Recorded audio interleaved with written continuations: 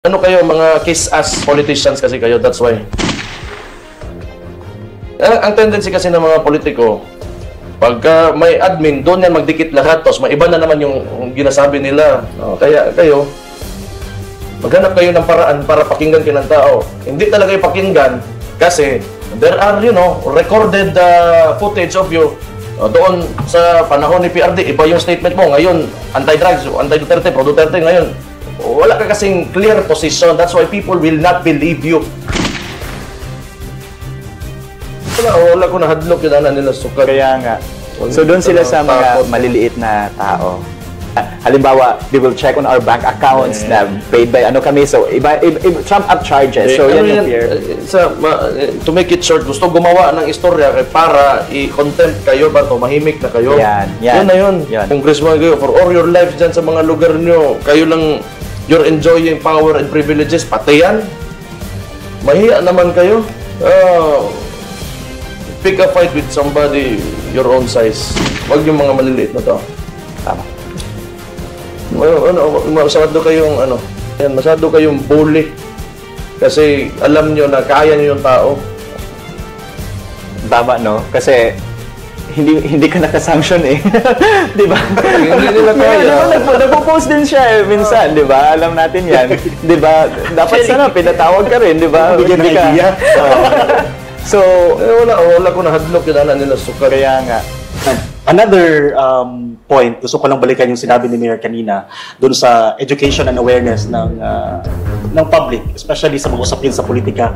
And I think a huge part of this awareness is dahil din sa inyo, Tio, no? Sa mga very active when it comes to political discussions, especially dyan sa social media. You, among 39 other social media personalities and many more pa nga, no? Na-highlight recently because of the TRICOM ba yun sila? Yeah, TRICOM. TRICOM hearing in aid of legislation regarding fake news. And naging matulog ang pangalan mo, Cho, dahil isa ka nga sa mga pinatawag nila doon sa Kongreso. But I think what's important here now, you filed the petition again sa Supreme Court questioning yung kanilang hearing, and the Supreme Court has now asked the Congress to respond on their petition. Cho, before for the benefit of our viewers right now, sa amin na din, ano ba tong final nyo, Cho, na petition sa Supreme Court? We filed a petition certiorari and prohibition with urgent prayer for the issuance of temporary restraining order and a writ of preliminary injunction against the Congress, the TRICOM.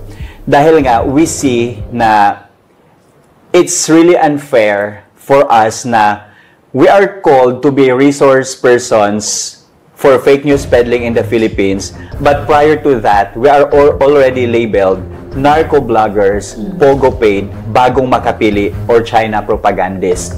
So that alone, alam na natin kung saan yung takbo ng usapan na you are already labeled. So meaning to say, we were called on this TRICOM hearing because we are paid by drug syndicate. Diba? So that's the reason why we did not attend the hearing, and instead we questioned that move of the Congress to the Supreme Court. And we are very happy with the development na the Supreme Court acted upon our petition because it shows na may justiciable issue talaga that must be addressed first before they can compel us to go to the TRICOM hearing, to attend and to talk about the subject matter. They're given how many days? 15 days lang to comment on the petition, non-extendable.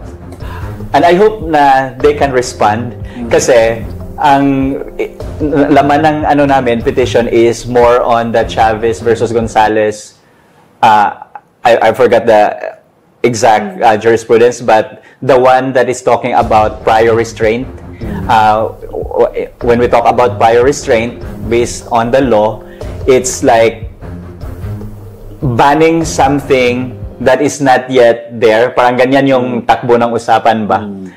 So, parang wala. It creates a chilling effect to us kasi sinabi din niya ni Ace Barber sa privilege speech niya na he is stopping the NBI na para to hold us accountable. So, what is there for us to be held accountable, di ba? Tapos, ang point din namin, bakit kami, Duterte aligned social media users? Bakit hindi yung ibang vloggers na may mas malaking following and everything? Correct. Yeah. Correct.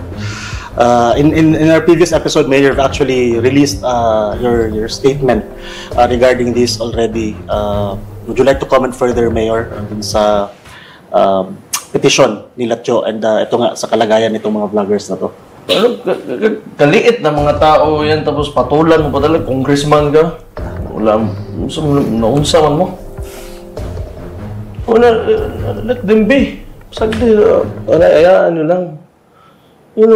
Matakot talaga yan kasi congressman kayo, may pera kayo, may power kayo, pwede nyo ipapatay yung mga yan. Bakit nyo ginaganon yung tao? Hayaan nyo, democracy man eh. Democracy na. That's called democracy. Freedom of speech. Mama di kayo maawa. Politiko good kayo. Wala man yan, mga ordinary citizens of this country. Tapos patulan nyo pa ng ganun. Wala man. Kung nasaktan kayo, huwag kayo pumasok na sa politika. Okay, kayo nga, dami nyo sinasabi. Wala man kami nagreklamo. Pero kami may sabihin sa inyo, iiyak agad kayo. Exactly. Klase mga tao kayo. Ayaw nyo magantihan. Gusto nyo sa inyo lang lahat ng istorya. Ay, wala kayo. Tanggapin nyo yan. Ay, sagdi na sila eh.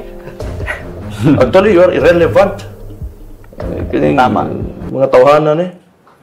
It's politics between the current administration against the OVP. No, apil-apil man mo. You have your own district or districts to attend to. Thank you, Mayor. Sana. I just want to ask this to you, Cho, since you weren't here in the last episode, that we talked about this, the problem with the vloggers and the TRICOM. So, I want to backtrack a little bit. When you heard that you were called a narco vlogger, pogo vlogger, ano mong naramdaman mo? Were you surprised or did you expect it? Bawal umiyak ha? Hindi. I wasn't expecting na yan yung label eh. Because sabi nga ni Mayor, we are ordinary citizens. We are only upholding our freedom of speech. Now, if you look at my post on social media, I'm not posting news, di ba? I'm writing my commentaries, I'm writing my opinions, which is really protected by the freedom of speech. So, when I heard na narco vlogger daw or vlogger, pogo paid, China propagandist, paid by drug syndicate. So, parang sabi ko, wala na. This is not going somewhere. And ang alam ko lang is, ang end point of everything is to cite us in contempt. Kasi nga, election time na ngayon, sino ba ang maingay? Di ba? Tinawag nga kaming mga noisy individuals. So, sino ba ang nag-iingay kapag election? Sino ba ang nagdi-discuss about, for example, sa education drive, about, for example, defense, offense ng mga politician? Di ba kami? Tapos, we're not saying that we have the monopoly of information or knowledge. What we are saying is we're helping scaling up the conversation, the political conversation. So, yan pa lang, narco-vlogger paid by drug syndicate ka na. So, the way we see it, para bang may na to sila, may gagamitin na silang, machinery na naman na, halimbawa, we will check on our bank accounts na paid by kami. So, trump up charges. So, yan yung fear. To make it short, gusto gumawa ng istorya para i-contempt kayo ba to, mahimik na kayo. Yan na yun. Yan. So bakit nyo papatulan yan kaliliit na mga tao? Congressman kayo, for all your lives dyan sa mga lugar nyo, kayo lang, you're enjoying power and privileges, pati yan. Mahiya naman kayo. Balat sibuyas. Balat sibuyas gani. You can pick a fight with somebody your own size. Wag yung mga maliliit na tao. Tama. Masyado kayong bully. Kasi alam nyo na kaya nyo yung tao. Tama, no? Kasi hindi ka nakasanction eh. Di ba? Hindi nila kaya. Di ba, nagpo-post din siya minsan, di ba? Alam natin yan. Di ba? Dapat sana pinatawag ka rin, di ba? Bigyan ng Hindi ka- idea. Oo. So, Wala ko nahadlok yung anak nila sukat. kaya nga. So, doon sila sa mga maliliit na tao. Ordinary citizen. Ordinary dissenter. Yan yung target Meron nila. din naman kayo maghanap pala kayo ng sarili niyong vlogger na magawa-gawa din ng, kung tingin nyo nagagawa-gawa din kami. Tama. Para, yung mga allegations nyo sa mga tao na ito, it should end there. Huwag nyo na ipatawag doon sa Congress. Kasi may allegation naman kaya kayo. And then let the people decide kung may makikinig sa inyo. Sa sinasabi sa ginagawa nyo kasi, pinakita nyo lang na nakikinig talaga yung mga tao sa kanila because they're saying something of significance. Kaya kayo, maghanap kayo ng paraan para pakinggan kayo ng tao. Hindi talaga yung pakinggan kasi there are, recorded footage of you doon sa panahon ni PRD. Iba yung statement mo. Ngayon, anti-drugs, anti-Duterte, pro-Duterte. Ngayon, wala ka kasing clear position. That's why people will not believe you. Tama. Mismo. Paulit-ulit kasi yung mga sinasabi mo, yung mga politician.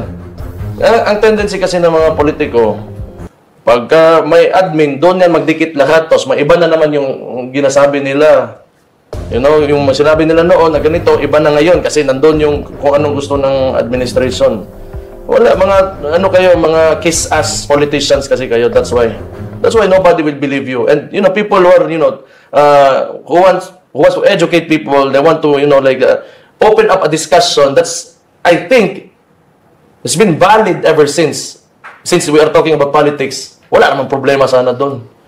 Ayaw na lang kasi na hindi kayo pinapakinggan, sila pinapakinggan. Kawawa naman kayo.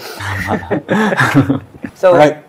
Thank you very much, Mayor. Thank you, Choha. And we wish you all the best, as always. and we're Got your glad back. to see then that the TRICOM's maneuverings didn't work. Correct. Evidently. Yeah. Because you're still continuing with the political discussions and educating Yeah. people. So, all right. So, next issue.